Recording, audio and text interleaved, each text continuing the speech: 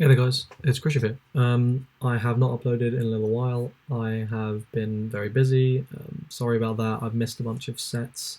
I don't know if I will be doing set reviews. If you want me to, tell me, and I'm happy to do that. But for now, I thought that I would make this video where I've put the date of every single region's BCS, and I've put out the set list, the sets that are coming out before each one. So I figured this might be useful for some of you who aren't sure on all the release dates and things, or maybe what decks to buy.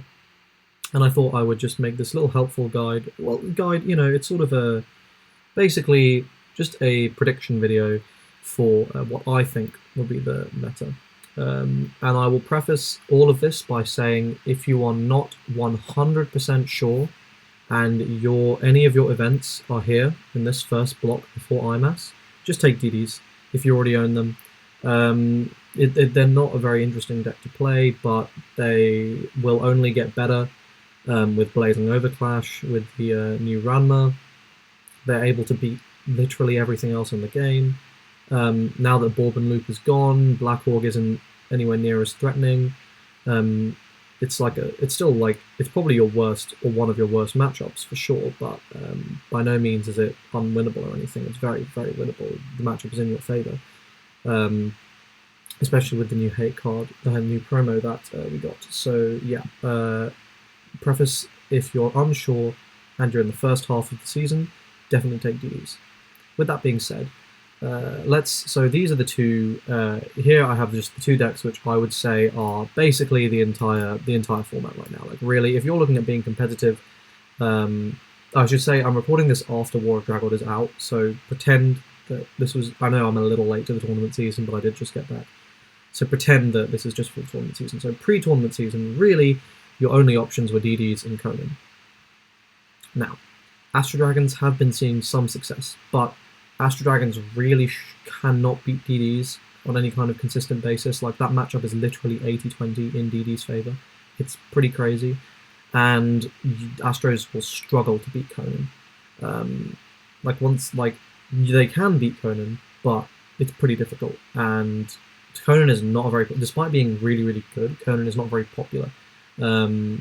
So realistically, you're big. Like, I'm sure you could top taking Astros because you're unlikely to see that many Conan decks, and DDs you can afford to lose a round to DDs also, and you're probably not going to play more than that as Astro Dragons. We might get lucky and win one, because you could probably top the Astros. It's not like they're a bad deck, but I would not advise taking them if you have DDs, for example, or Conan as an option.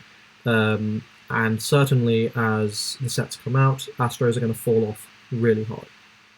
Now, War of Dragod. So we got quite a few format changes really with this set. So we have Garga running around. I do not think that Garga is going to be too format relevant, but it's a very easy deck to play, and it certainly is possible to win with it. If you get the right amount of luck and the correct matchups, you could totally win with it. Again, I see you struggling to beat DDs, which is why I was like, look, just if you've got DDs, that's a no-brain pick. Yeah, Horus out of War of Dragod is really mediocre. It can win. It definitely can win, but it's like it's losing to DDs, it's losing to Conan, it's losing to Demon Dragon probably. I haven't tested that particular matchup, but I imagine. Actually, not necessarily. Horus could probably beat Demon Dragon if they just keep phase ending to never let them get the impact off. And then the destruction is very effective against Demon Dragon. So actually Horus could probably beat Demon Dragon. But, by the way, you could take Horus, but it's definitely lackluster at the moment. Now, when the set 6 comes around, I think Horus will be a very legitimate pick, but at the moment I don't think it is. Which is a shame, it's very expensive. And finally, Demon Dragon. Now, I will take full blame for this. I hyped the hell out of this deck because on paper, I was like, how can this not be, like, ridiculous best deck in the game? How can that not be the case? And as has happened with pretty much every single Darkness Dragon mod deck, I've always thought it's going to be... it always looks really good on paper. Shadow Dive back in the day, not Shadow Dive, Spectral Strike back in the day looked absolutely insane. And then more recently, Curse Dragons on paper, you would expect to be pretty bloody strong. And now Demon Dragons, and they all end up being about as good as each other, which is, they're fine. And I could certainly see you winning with Demon Dragon, but again, the deck is actually has so the fact that you can counter destroy literally everything besides the boss monster, kind of you kind of forget how big a deal that is nowadays, since everything has all this built-in protection. But then comes along a deck that's like very powerful, but it does not have that built-in protection, and it really suffers. Most decks in the format will be able to disrupt them, or certainly clear a lot. If you can clear the item, you can burn them down, and clearing the item is not too difficult. And on top of that, they have to attack twice to impact you. So Legend World have whiter stats, so they will never be able to attack twice. Almost like basically every format relevant deck has a way of resting. Really, the deck that is actually scared of Demon Dragons the most is probably DDs, because it's relatively difficult for them to do anything about it. So yeah, Demon Dragons would be great if you know that like almost everyone's taking DDs and you just don't want to sit there and play the mirror all day. But yeah, as far as I'm concerned, DDs and Conan are still top dog after War of Dragod. But certainly, I could see with these three decks, I could see someone winning with any of these three decks. I think they would have to have gotten, there would be a significant luck factor there, or the opponent's not very good rather than them being good. I would say it's a lack of skill on the opponent's behalf, or just really bad luck for them to win. But it could happen.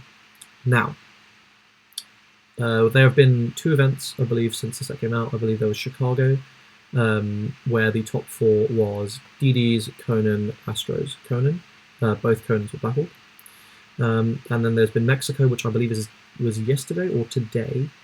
I'm recording this early morning on a Sunday, so I believe the event may still even be going on in Mexico, depending on the time difference. It's very possible. But either way, now everything after this, I mean, this is really, now we're looking at Blazing Over Clash format, and this is going to be relevant for a good number of people. So this is going to be Canada's first event, it's going to be Europe's first event, and it's going to be the US's second event, really. Many people go to Mexico. So, is Blazing Over Clash going to be format changing? Very possibly. So, let's have a look. Tef and Chaos, I think, are not going to do anything. Tef got 1 really broken card, and absolutely nothing that really helps the deck besides that. So, it got a consistency boost, and I believe there was just Chaos that was on, so like, and they only have like 1 column restriction list anyway, so like really Tef isn't going to be doing anything. I really struggle to see. It's very easy to deal with, as a deck. It's very easy to deal with. Chaos, similar thing, and you got to remember as well that Tef and Chaos do not have access to generic cards, so they can't loyalty you, they can't body block you, they can't use any of these like really powerful generic tools that every deck just needs, really, or an equivalent, or like has to be super strong if they don't have them. So the fact that they do not have those decks, those cards, is really bad. Now Chaos do have a Black Orc out. They got that as promo, but I don't think it's enough, and I think they're far too easily disrupted, and I think they'll really struggle in the format. The same with Tef. I do not think they'll be format at all. So I would preface this by advising no one, unless you really genuinely love these decks, which is fine, build whatever you love, but I would exercise extreme caution if you were to attempt to go to an event with Tef or Chaos. I don't think you would see very much success. Certainly, I think you'd struggle against every deck that's released in the last 4 months. Then we have the Ultimate Booster, where we have 100 Demons, Star Dragon, Lord Jack, Folktale, and Prism as the major points. 100 Demons, I think, are a very, very, very, very, very good tier 2 deck, which is unfortunate. I do have, I'm sure I can dig it out, but yeah, like as a 100 demon fanboy, that does make me pretty sad. And I've got these old, like I won't get out, but yeah, you can just take my word for it.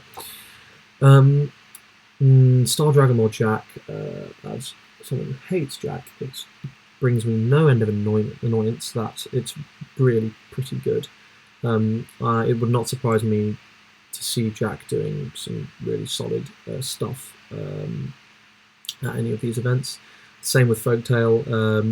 I don't believe we have any update on the Spell Null promo, which I think does suck a little bit, but the deck is still very strong, and I could see it doing well as well. And the same with Prisms. Prisms are also looking really good. Now the problem with Prisms is that it will just straight up lose to DDs. They get the size 2 out, they can handle your burn, they'll just phase end you, and then you're done because you can't be popping their stuff anyway with all your things. They will really struggle to deal with Detective Boys, but they will pretty handily beat Black Organization. So, again though, no one has Conan. I don't say this about most decks, but Conan is like a lot of people just hate the collabs. As fun as Conan is, and I'm very much the exception to the rule. I've spent a lot of money on Conan, but most people don't like it at all. So I think your deck should be able to beat Conan, or have a realistic chance at beating Conan, but I think going into an event, and specifically, it's difficult because I don't want to tell you, don't plan for this extremely powerful, arguably best deck in the format deck. Don't plan for that, but there's very strong odds you won't face it. And therefore, I would advise against taking Prisms, because even though they're good and they're anti-Black Orb, which is, for most intents and purposes, the best deck in the format, if not them, then DDs, it's very much up there. I would still advise against taking Prisms. But yeah, so out of Blazing Over Clash, I think Folktale, Jack are really the two main things you need to worry about. 100 Demons are definitely good. They could give you a scare, but I think most decks can handle them. And the same with Prisms. Prisms are definitely a lot scarier. Prisms are really good, I'd say. I still think they're tier 1, but I think that they can't beat DDs. And, again, I'm just saying, why wouldn't you just take DDs? At this point, I'm assuming you have access to everything. Obviously, if you don't have access to everything, Prisms, I'm sure Prisms will let you top. You could definitely top with Prisms, I think. But, yeah. Prisms are definitely really good. They got big buffs. I'll also say, though, if you're building Prisms, good luck, because that's going to be an expensive deck to update with the new stuff. But yeah, okay. So, these 3 events happen, and now we move on to September through October, where we have one release, which is Bang Dream, at the end of September. And actually, I don't know that Bang Dream is going to be doing much, because A, it is remarkably unpopular. Very few people cared about Conan, but no one cares about Bang Dream. On top of that, DDs beat it. Just straight up, whatever variant, DDs will beat it. So, even if it was super format relevant, why would I not just take DDs? Those kind of factors combined, there are lots of decks that are capable of beating it. It's really not like it's unbeatable. It's very strong, but yeah, the fact that they released it so late, I think it's going to sell really poorly as well. If Conan sold poorly, Bang Dream will sell awfully. And yeah, I think you should test for it, especially these 3 Asia events, which are going to be in that format. But I really think that you can just take DDs. I think for all of these events, you can just take DDs and just test the matchups, make sure you side properly, and I think you can basically handle anything that goes your way. Now, come November, we finally have our first major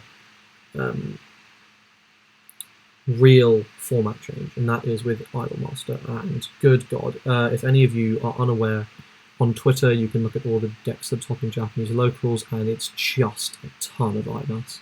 I think almost every single IMAS is not topping. It's just because no one took it because they wanted to have fun. It's frankly ridiculously powerful.